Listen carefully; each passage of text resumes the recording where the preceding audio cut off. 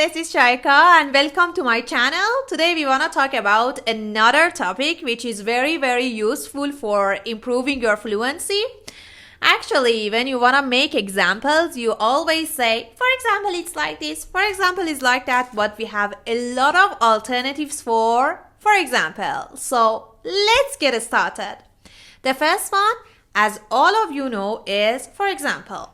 When you want to talk about the supporting point of the general idea, if you want to support your general idea and make some cases, you want to talk about some cases in that idea or the main sentence, you say, for example, like this, many fruits are rich in vitamins. For example, oranges and strawberries are high in vitamin C.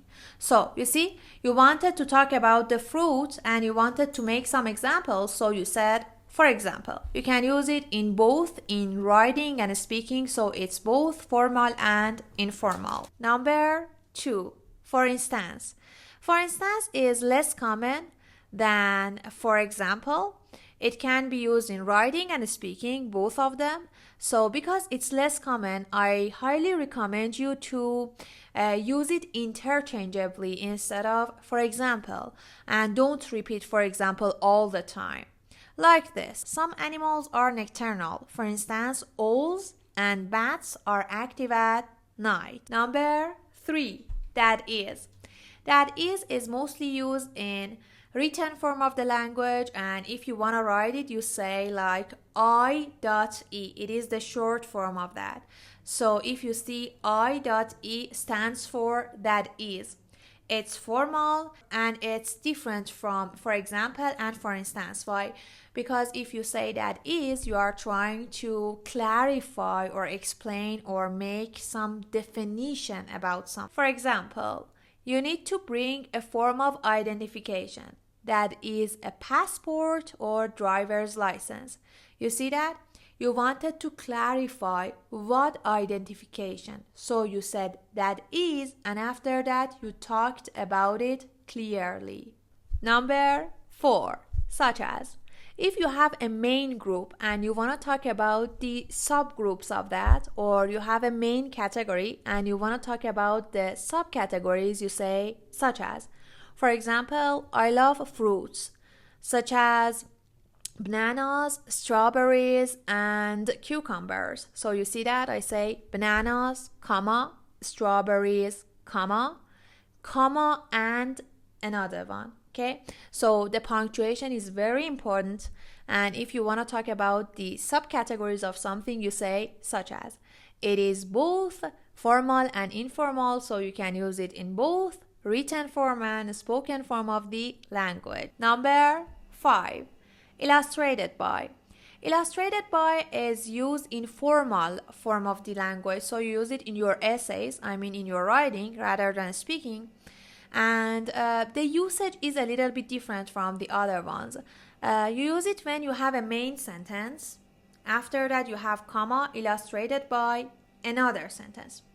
You want to clarify your statement. You want to make explanation or demonstrate the first sentence more clearly to your audience. Like this. Effective leadership requires good communication skills. Illustrated by the way successful managers interact with their team. You see that in the first sentence we are saying that what leadership needs, and after that we say illustrated by, and we try to demonstrate or clarify the previous statement. Number 6, specifically. If you want to talk about something in detail or make a detailed example, you want to narrow down the topic, you say specifically. For example, I enjoy outdoor activities, specifically hiking and cycling. So outdoor activities is like a main group, and after that I want to be more detailed oriented, so I say specifically and try to elaborate it. Instead of specifically, you can say precisely or to be precise. All of them are the same, and it's really nice to use like all of them interchangeably. Number 7. One example is.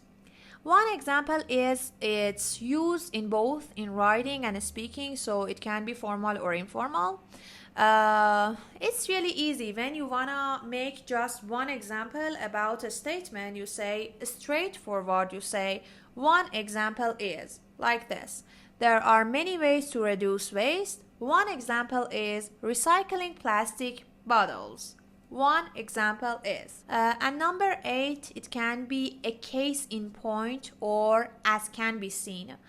They are like, for example, and you can use it in the middle of your paragraph. It's really beautiful to use in both writing and speaking. For example, I say, the most successful entrepreneurs have quite the same characteristics. A case in point is being motivated. Or, as can be seen, a lot of people want to start their businesses, but 90% of the businesses would fail in the first 2 years. So you see that I use a case in point and as can be seen instead of for example, and I made the sentence very, very, very beautiful. I highly recommend you to use these alternatives. Try to repeat them, learn them. They are very, very useful for your speaking and writing. So I recommend you to take notes, try to repeat them and stick them into your mind. Thank you very much for watching me. Try to subscribe my channel, like and share the videos with your friends. Thank you very much. Take care. Bye bye.